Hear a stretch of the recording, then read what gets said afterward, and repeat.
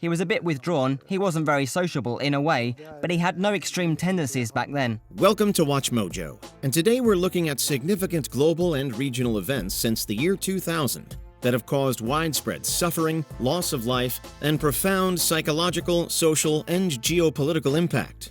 We're focusing on events that left an indelible mark on humanity, altering our collective consciousness and shaping the world we live in. We are learning the names, seeing some of the faces of the young victims, all of them first graders. September 11th attacks. My responsibility right now is to assess what the information is and what the mental health needs are going to be in New York City as well as around the state. They are also asking that we do not call the New York City area. If you want to check on relatives and loved ones, they expect to have a number within the next couple of hours for emergency services and to find out about someone that may be living in the area. The dawn of the 21st century was marred by an act of terror that profoundly reshaped global consciousness. On a clear Tuesday morning, 19 al-Qaeda terrorists hijacked 4 commercial airliners. 2 planes were deliberately crashed into the Twin Towers of the World Trade Center in New York City, while the third struck the Pentagon in Arlington, Virginia. A 4th hijacked plane, United Airlines Flight 93, crashed in a field in Shanksville, Pennsylvania, after passengers historically fought back against the hijackers. Maybe 10 minutes later, they got back on and said, maybe you can see some smoke from the Manhattan area, but apparently there has been hijacking, and they believe a 767 was flown into the World Trade Center.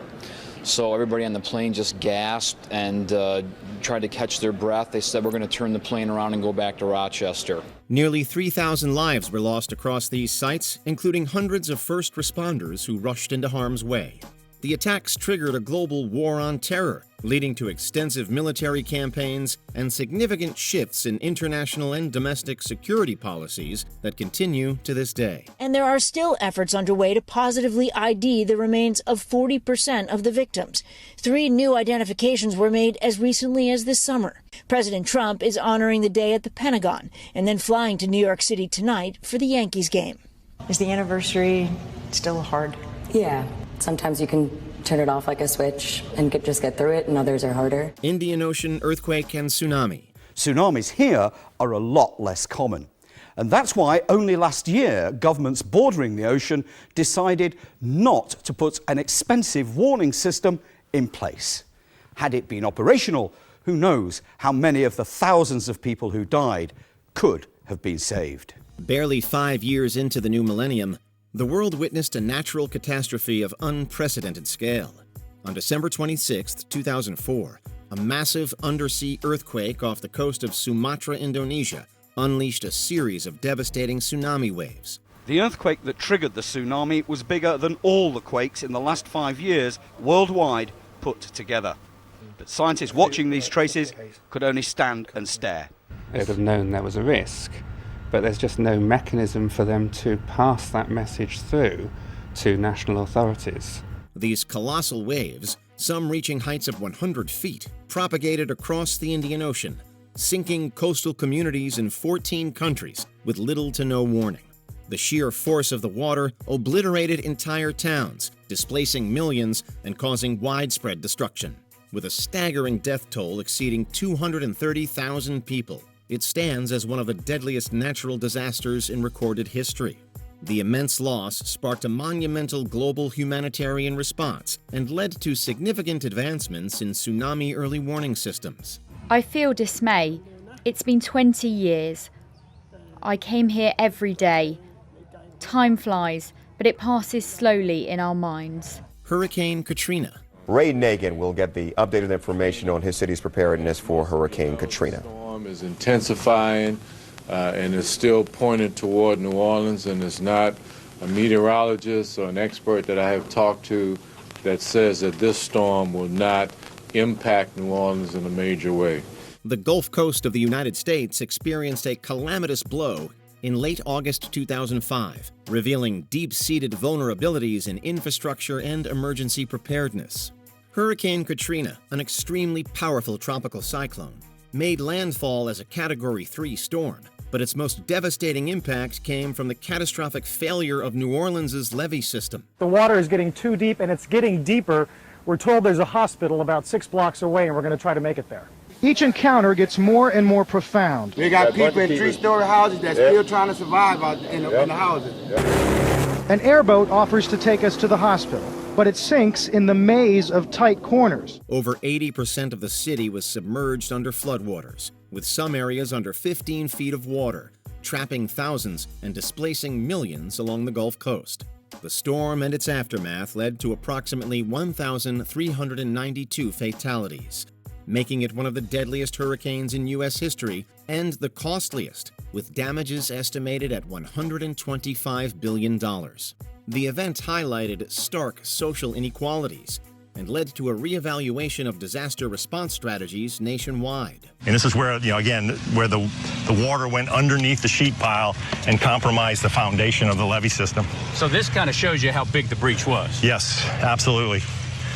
But it never came over, it came under. It came under. And then just pushed it down. Haiti earthquake. This woman led us into the back of what was left of her home. Oh my gosh. Then, as we were speaking with her, you have 6 children? Get out. More tremors. Go. We just had to leave the building because there was an aftershock, so everyone who was inside had to come back out. Already one of the poorest nations in the Western Hemisphere, Haiti was thrust into an even deeper humanitarian crisis in January 2010. A catastrophic magnitude 7.0 earthquake struck near the capital, Port-au-Prince, on January 12th, causing widespread and immediate devastation.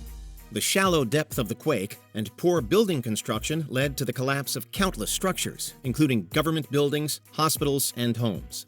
From the roof, rescuers enter a hole, slither on their stomachs 5 feet to another hole, drop down, and create another hole. Me and the other brothers worked for about 2.5 hours to get through about 12 inches of concrete. It's slow, claustrophobic work in the dark.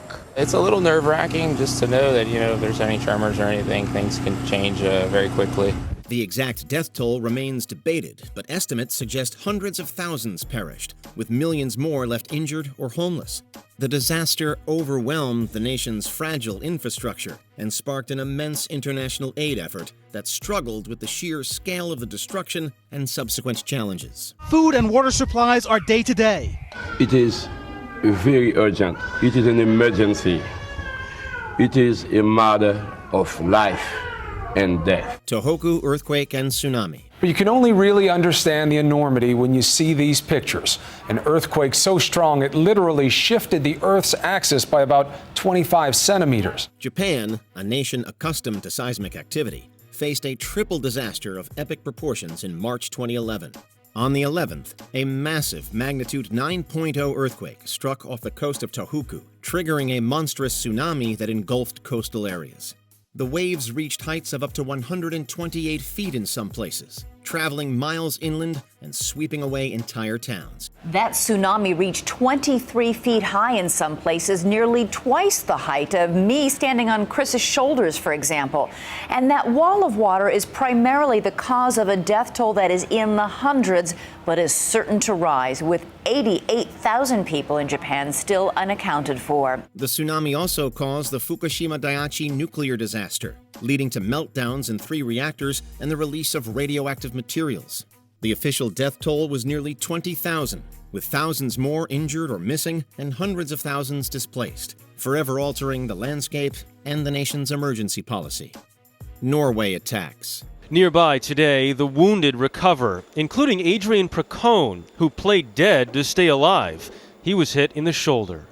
I was lying perfectly still and someone fell down right in front of me, so I hid behind the dead person. I could hear him breathe and I could hear his boots when he was walking. On July 22nd, far-right extremist Anders Behring Breivik carried out 2 domestic terrorist attacks. The day began with a car bomb explosion in Oslo's government quarter, killing 8 people and injuring many more. Less than 2 hours later, disguised as a police officer, Breivik traveled to the island of Utøya and opened fire on a workers' youth league summer camp. The combination of the bomb explosion here with the shooting at the youth camp of the Labour Party, the Young Labour Party, that makes this really a serious attack. The Prime Minister and royal family visited grieving relatives. he methodically murdered 69 participants, mostly teenagers and young adults, in a prolonged and terrifying shooting spree. The attacks, which killed a total of 77 people, profoundly shocked Norway and forced a national reckoning with extremism and vulnerability. Now in custody, Breivik has been told he will have no visitors bar his lawyer. His father has no urge to contact him. No, I will never have more contact with him. In my darkest moments, I think that rather than killing all those people, he should have taken his own life. Sandy Hook Elementary School shooting. But the killing that happened here is breaking hearts from one corner of this vast country to another. Here in Newtown, 26 Christmas trees placed today on the road to the school, one for every victim who died there. In Texas today, high schoolers coming together to sing in honor of those lost. The innocence of childhood was shattered in the most horrific way imaginable during this tragic event. On December 14, 2012, a gunman entered Sandy Hook Elementary School in Newtown, Connecticut, and carried out one of the deadliest mass shootings in U.S. history. In a chilling act of violence, 20 children aged 6 and 7 were murdered, along with 6 adult staff members. The perpetrator had also killed his mother earlier that day before taking his own life at the school. This unfathomable attack on elementary school students sparked a renewed, albeit fraught, national debate on gun control, mental health, and school safety. We met counselor Sarah Katrina. It was like watching something that wasn't real. She watched as it dawned on the parents who'd been waiting as the others left, telling me they all knew the answer in that room, and yet they kept waiting. And being there, seeing the individuals who I know were going in that room to hear horrible news, not pick up their kids, and then seeing them leave, just so distraught. Paris attacks. The French president has declared a state of emergency and has sealed the country's borders. But Lester, we're hearing reports of shooters moving through that concert hall where the hostages were apparently killing people one by one. People are taking to social media to say, someone, please help us. Europe's cultural heart was brutally targeted in a series of coordinated terrorist attacks on November 13, 2015. 9 Islamic State group gunmen and suicide bombers struck within minutes of each other at popular night spots across Paris, including the Bataclan concert hall, restaurants, and outside the Stade de France. At the moment that I speak to you, terrorist attacks of an unprecedented level are happening in the Paris area. There are dozens dead. There are many injured. It's a horror. We have, at my command, mobilized all possible forces so that we can neutralize the terrorist threat and secure all the areas that could be affected. The attacks claimed 130 lives and left hundreds more wounded, making it the deadliest act of terrorism in France since World War II. The coordinated assault sent shockwaves across the continent, prompting a state of emergency in France and a significant escalation of anti-terrorist efforts globally. What you can't see behind me is a hospital where many of the injured would have been taken last night, and people have actually been lining up there for hours, some of them as long as 4 hours, to donate blood. It's one way they've said that helps them feel like they can keep the fear at bay. They want to feel like they're doing something to help. Many people say that they feel helpless and afraid. COVID-19 pandemic. Good evening. As the pandemic of coronavirus claims more lives around the world, the people of the United Kingdom are now being advised to make drastic changes to their day-to-day existence. The Prime Minister, Boris Johnson, rejected criticism that his government had been slow to respond to the scale of this crisis. A silent, invisible foe emerged at the turn of the decade, bringing the world to a grinding halt and impacting virtually every facet of human existence. Beginning in late 2019, the novel coronavirus SARS-CoV-2 rapidly spread across the globe, escalating into a pandemic that defied borders and overwhelmed healthcare systems. And things are so bad in Jackson, Mississippi now that they're having to open up a second emergency field hospital to handle their COVID-19 patients.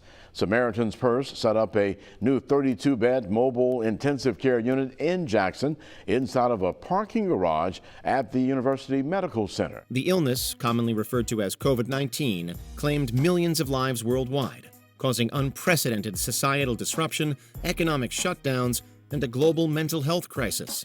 Beyond the direct fatalities, the pandemic led to profound changes in work, education, travel, and social interaction, leaving an enduring legacy on global health, economy, and human behavior. The pandemic was associated with a rise in hospitalizations for mental health issues such as anxiety, self-harm, and eating disorders across Canada. That's according to a study conducted by Montreal researchers as a part of a larger project called Popcorn that looked into direct and indirect impacts of the pandemic. Before we continue, be sure to subscribe to our channel and ring the bell to get notified about our latest videos. You have the option to be notified for occasional videos or all of them. If you're on your phone, make sure you go into Settings and switch on your notifications. Russo-Ukrainian War. After the U.S. warned all day of a full-scale Russian invasion of Ukraine, that it was imminent, Vladimir Putin has just addressed the Russian people moments ago, announcing what Putin called the start of a military special operation, in his words, to demilitarize Ukraine. That Russia would bring in troops. He told Ukrainian troops to lay down arms and go home. The 21st century's most defining geopolitical trauma began in February 2022 with a full-scale military invasion that shattered decades of relative peace in Europe. Russia's unprovoked assault on Ukraine unleashed a brutal conventional war, characterized by widespread destruction, mass displacement, and undeniable humanitarian atrocities. Yeah, the distinct sound of explosions on the horizon here in Kiev. We've heard at least 4 what appear to be strikes lighting up the night sky just in the last really 10 minutes or so. As you say, it looks like the darkest day has come to pass following this speech by Vladimir Putin. Millions of Ukrainians have been forced from their homes, becoming refugees or internally displaced persons, while countless lives have been lost, both military and civilian. The conflict has ignited profound global instability, impacting energy markets, food security, and international relations, while showcasing the devastating reality of modern warfare on a scale not seen in Europe since World War II. Вот о чем речь. Ну поймите же вы в конце концов. Не мы кому-то угрожаем. Мы что ли пришли туда, к границам США? Или к границам Великобритании, или куда? К нам пришли. So the two major goals for Vladimir Putin is one, to kind of keep Ukraine close to Russia, and number 2 is to keep Ukraine away from the West. Did we miss any other deeply impactful moments? Let us know in the comments below.